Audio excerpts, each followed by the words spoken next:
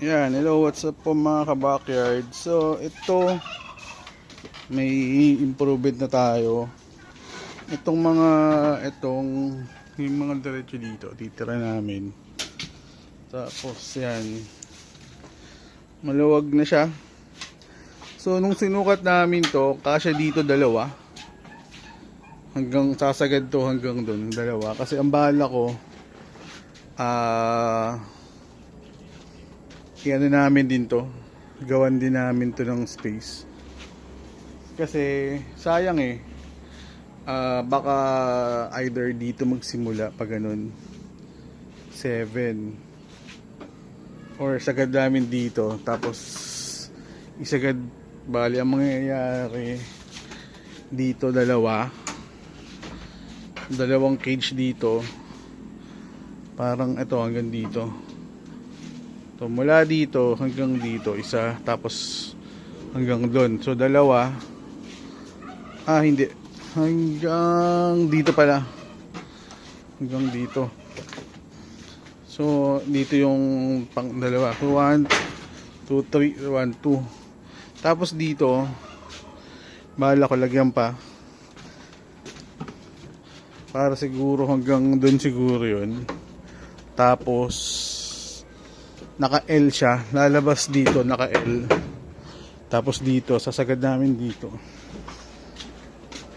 para magsukat kami dito kung kaya pa ng, alam ko kaya kasya pa ng dalawa, para dito na side ang bala ko ditong part na to lagay ng feeds tapos waiting area. Syempre yung mga ano natin, feeds ng manok, tapos tray, mesa. So bala ko dito lagyan doon. Dito maglalagay tayo ng mesa,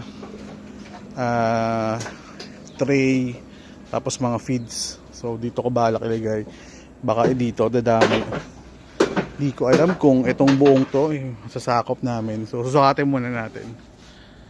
So, ayusin lang namin to, ayan. Na-clear na namin. Tapos, balak ko yung mating, yun yung ilalagay dito. Para hindi pinapasok ng ibang manok. Tapos, screen siguro. Baka maglagay pa ako ng screen na pino.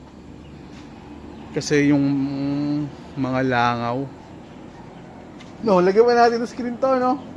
Yung pino dito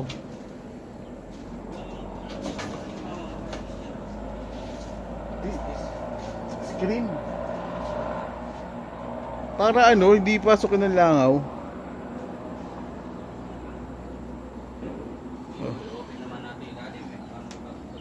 Hindi, para hindi yung mga ibon, papasok yung mga ibon dyan.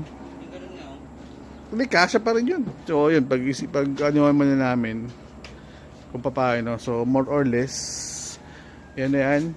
So ayusin namin muna to. Lagyan namin. Kasi ba ibon doon sa maitim na ganun? Kasi yan yung mga ibon na maliliit, papasok yun. Mamaya mahawa pa ng ano yun. So yun, ayusin muna namin yung biosecurity nito. So i-treat namin yung kahoy. So saka lagyan namin ng suporta dito. Kasi although yung iba medyo umaano na. So yun, meeting muna kami dito.